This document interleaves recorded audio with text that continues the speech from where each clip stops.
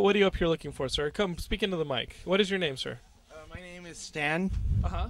Are you getting Stan on camera here, Daniel? Okay, so Stan, you're up here. You wandered up to the manga section, but you're not a big fan. What is it you're looking for up here? Well, I'm actually looking at all of the board games, card games, and Dungeons and Dragons books. Well, that's something that we don't cover a whole lot on our show. Our show is mainly movies, video games, and comics. What are some of the popular board games and some of the big D&D stuff that that's like big right now? Inform some of the audience. Well, I mean, in terms of D&D, like, they recently came out with 4th edition last year. Sure. So basically, they're coming out with, like, a new book every single month, more or less. And it's like they always have more and more options. Uh-huh. And apparently your cameraman's holding up the Dungeons & Dragons 4th edition for Dummies book. How much different is the 4th edition from, like, the 3rd edition, the stuff that we grew up playing? It's more or less completely different. They really simplified the system, made it much easier for people to get into. They took out a lot of the complexities and a lot of the confusing and contradicting roles, and they really made it something that is just a lot more streamlined and just a bit more fun to play, because there's a lot less just flipping through the books, because pretty much, you know, you have fewer attacks and fewer powers to worry about, so you just can spend more time playing. Do you think the Wizards of the Coast saw the success of games like Magic and the Pokemon games and said, we really need to streamline our system to be competitive with this in video games? Well, yeah, I mean, obviously, you know, the Wizards of the Coast are the people that also published Magic, but I mean, I think more what they saw was that, you know, people were playing massively, you know, massively multiplayer online RPGs, and they wanted to make the experience more like that. They wanted to make it more, you know, because, you know, World of Warcraft and games like that have become, you know, mainstream things. So if they're going to make Dungeons and Dragons mainstream, they have to make it play more or less exactly like the game that everyone is playing. And do you take part in the electronic games as well, or how are board games? Like what are some of the board games you're enjoying? Apples to Apples? No, that's for kids. I'm just looking Actually, at no. these games. I was at a friend's birthday party a month ago and we played Apples to Apples. Believe it or not. It's a good game. It's a fun little party game. It's actually, and it gives moments for like various inappropriate. Don't hang things out to with say. this guy. He hangs out at some lame parties. What are some of the other board games that you're into? Oh, I'm really into the Arkham Horror board game. Oh yes, actually, yeah, I played that one too. Really, actually. it's this really fun board game where you're basically fighting against Cthulhu and some of his minions and things like that. It's based off of a lot of the H.P. Lovecraft mythos and the characters and settings that he developed. You guys should be in like all of best his friends. fiction. Jim, you and he should be best friends. What was your name again? You and Stan should get together and play. Pleasure to meet you. Look at this. Look at what we have I've here. played Arkham Horror a couple of times now, and it is a fun game.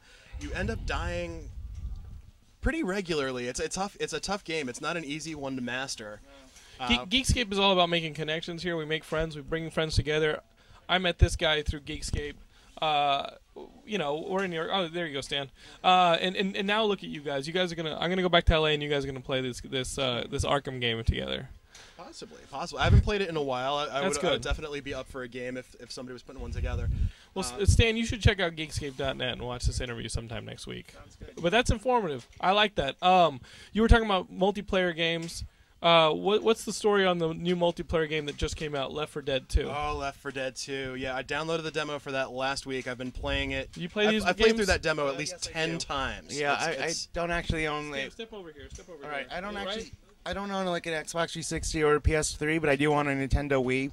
So I get the games that come out for the Nintendo Wii.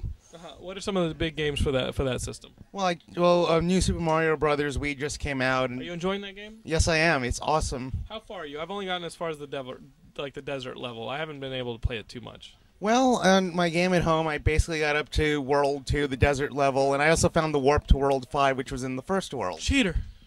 Well, you have to go there through the underwater level.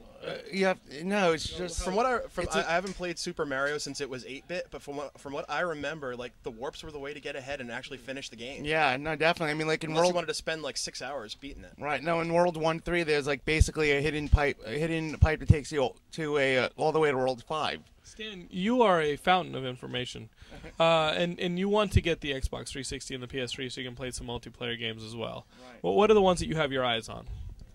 Well, I definitely like all the Grand Theft Auto games that they're coming out with. Like, I played Grand Theft Auto 4 like for a few minutes once, like as a demo, and I just thought it's like an awesome game, and I was a fan of the all the Grand Theft Auto 3 games for the PS2.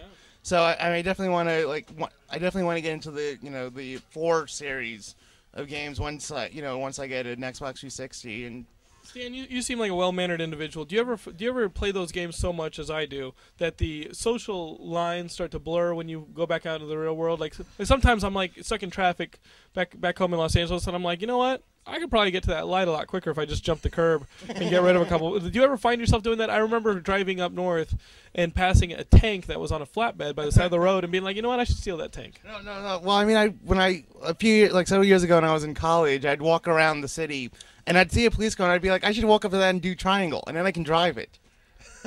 Oh my goodness. Wow. You're a dangerous man, Stan. Is there a dangerous man hidden One inside of you? triangle button push away from Yeah. anarchy. Is there a dangerous man hidden inside of you? Probably.